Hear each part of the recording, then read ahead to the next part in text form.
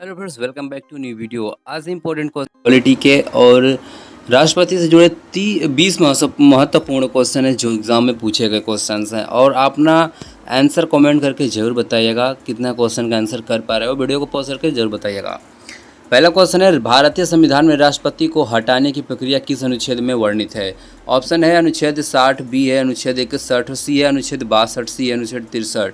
Right answer हमारा होगा अनुच्छेद 61, ऑप्शन बी इसका राइट आंसर है।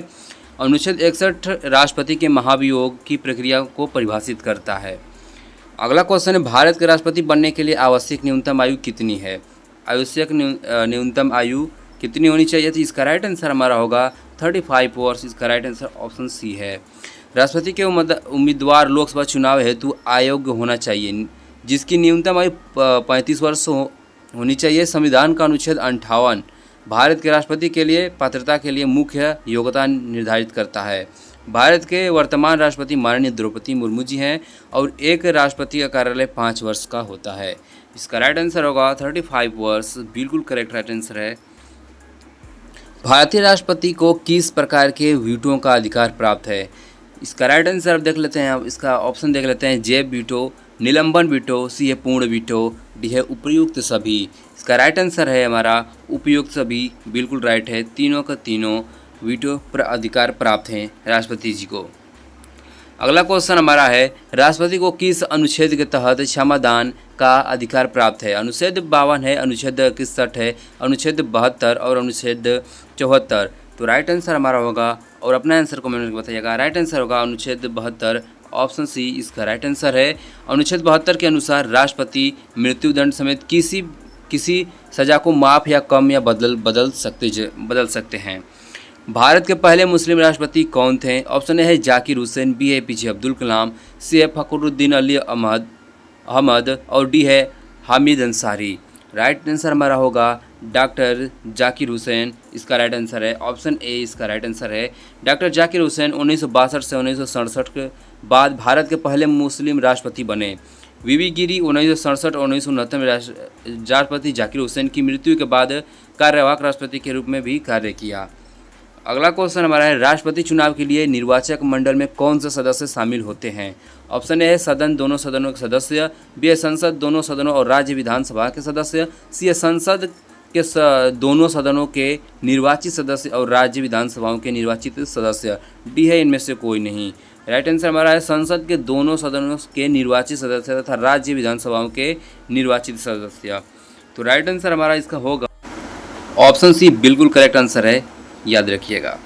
अगला क्वेश्चन है, राष्ट्रपति का कार्यालय कितने वर्ष का होता है? तो अभी क्वेश्चन ऊपर था और एक्सप्लेन में बताए गए 5 वर्षों का होता है, 5 ईयर का होता है। अगला क्वेश्चन हमारा इसका राइट आंसर होगा 5 वर्ष का होता है। और राष्ट्रपति का कार्यालय 5 वर्षों का होता है, लेकिन वो पुनर्निर्वाचित हो सकते हैं। भारत का एकमात्र राष्ट्रपति जो निर्विरोध चुना गया था, ऑप्शन है doctor S Radhakrishnan, doctor Zakir Hussain, C है नीलम संजीव रेड्डी, डॉक्टर KR नारायणन। इसका राइट आंसर हमारा होगा नीलम संजीव रेड्डी। राइट आंसर है ऑप्शन सी। बिल्कुल राइट आंसर है। भारत के छठे राष्ट्रपति नीलम संजीव रेड्डी 1977 से 82 के प्रथम निर्विरोध चुनाव हुआ था। इसका राइट आंसर होगा ऑप्शन सी। राष्ट्रपति किस अनुच्छेद के तहत संसद को भंग कर सकते हैं? ऑप्शन ए अनुच्छेद 83, बी अनुच्छेद 85, सी अनुच्छेद 356, डी है अनुच्छेद 352। राइट आंसर हमारा है अनुच्छेद 85 यानी 85। अनुच्छेद 85 के अंतर्गत राष्ट्रपति संसद को भंग कर सकते हैं। अगला क्वेश्चन है, राष्ट्रपति की अनुमति में भारत का कार्यवाहक राष्ट्रपति कौन होता है? ऑप्शन है प्रधानमंत्री, बी है मुख्य न्यायाधीश, सी उपराष्ट्रपति, डी है लोकसभा अध्यक्ष। राइट आंसर हमारा होगा सी उपराष्ट्रपति। इसका राइट आंसर है ऑप्शन सी। उपराष्ट्रपति राष्ट्रपति की अनुमति में भारत का कार्यवाहक राष्ट्रपति होता है। और भारत संविधान का अनुच्छेद कहता है कि भारत का एक राष्ट्रपति होगा, और अनुच्छेद 63 कहता है भारत का एक उपराष्ट्रपति होगा। तो इसका राइट आंसर बिल्कुल करेक्ट है, ऑप्शन सी इसका राइट आंसर है। अगला क्वेश्चन हमारा है, किसी राज्य और अधिनियम के संबंध में राष्ट्रपति को किस प्रकार का निषेधाधिकार वीटो प्राप्त है जिसे राज्यपाल द्वारा रोका गया है? ऑप्शन ए पाकेट प्रतिशोध, बी है पूर्ण प्रतिषेध और डी है निलंबन प्रतिषेध और डी है योग्य प्रतिषेध। राइट आंसर हमारा है पूर्ण प्रतिषेध, ऑप्शन बी राइट आंसर है। किस राज्य अधिनियम के संबंध में राष्ट्रपति को पूर्ण प्रतिषेध का अधिकार प्राप्त है जिसे राज्यपाल द्वारा रोका गया हो? निम्नलिखित में से कौन भारत के सबसे युवा राष्ट्रपति थे? Option A Shri Neelam Sanjiva Reddy, D है डॉक्टर राजेंद्र प्रसाद, सी है डॉक्टर एस राधाकृष्णन और डी है जाकिर हुसैन। राइट आंसर हमारा होगा नीलम संजीव रेड्डी। इसका राइट आंसर है नीलम संजीव रेड्डी। ऑप्शन ए बिल्कुल राइट आंसर है। नीलम संजीव रेड्डी भारत के छठे राष्ट्रपति थे। उन्होंने 1977 से 1982 तक राष्ट्रपति के रूप में कार्य किया। 13वां क्वेश्चन है, राष्ट्रपति के नामांकन में प्रस्तावकों एवं अनुमोदों की न्यूनतम संख्या कितनी होनी चाहिए? ऑप्शन है 10 प्रस्ताव और 10 अनुमोदक, बी है 50 प्रस्ताव 50 अनुमोदक, सी है 100 प्रस्ताव 100 अनुमोदक और डी है केवल 1 प्रस्ताव और 1 अनुमोदक। राइट आंसर हमारा होगा ऑप्शन बी बिल्कुल करेक्ट आंसर। इसका है 50 प्रस्ताव और 50 अनुमोदक, यानी 50-50 होना चाहिए। इसका राइट आंसर होगा ऑप्शन बी। भारतीय संविधान के अनुसार राष्ट्रपति पद के चुनाव के लिए उम्मीदवार के नामांकन को प्रस्ताव के रूप में कम से कम 50 निर्वाचकों और अनुमोदक के रूप में 50 निर्वाचक द्वारा सदस्यता प्राप्त की जानी चाहिए। बिल्कुल करेक्ट आंसर ऑप्शन बी होगा। अगला क्वेश्चन हमारा है, निम्नलिखित में से किसे भारत के राष्ट्रपति द्वारा नियुक्त नहीं किया जाता? ऑप्शन ए राज्यों के राज्यपाल, बी है उपाध्यक्ष, सी है मुख्य चुनाव आयुक्त, डी है कंट्रोल और महालेखा परीक्षक। इसका राइट आंसर हमारा होगा उपराष्ट्रपति। भारत के उपराष्ट्रपति को राष्ट्रपति द्वारा नियुक्त नहीं किया जाता बल्कि एक निर्वाचक मंडल द्वारा चुना जाता है।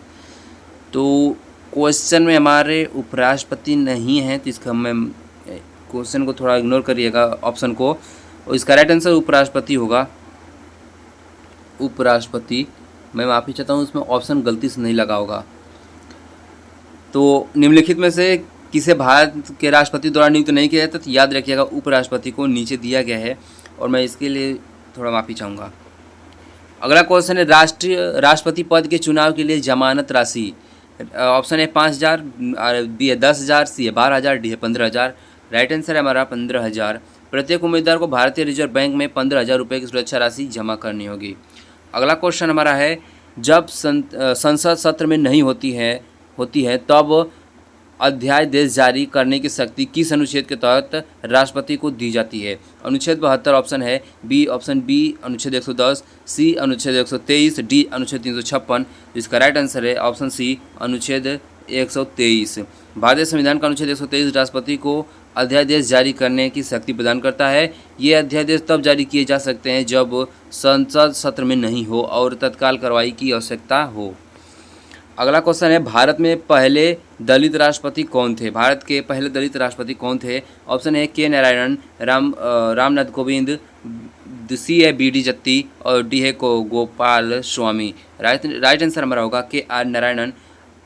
आर नारायणन भारत के प्रथम दलित राष्ट्रपति तथा प्रथम मलयाली व्यक्ति थे जिन्हें देश का सर्वोच्च पद प्राप्त हुआ। वे लोकसभा चुनाव मतदान करने वाले तथा राज्य की विधानसभा से संबोधित करने वाले पहले राष्ट्रपति थे, डॉक्टर एपी।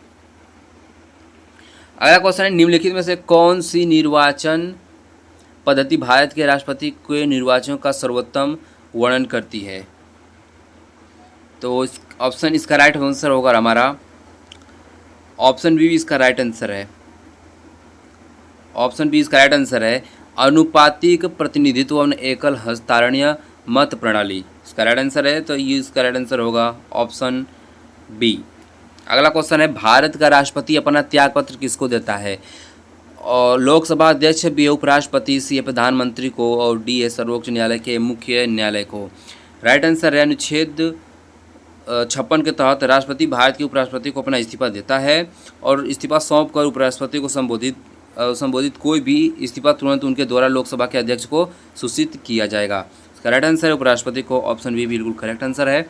अगला क्वेश्चन है, भारत के राष्ट्रपति के महाभियोग की प्रक्रिया। ऑप्शन दिया गया है न्याय प्रक्रिया,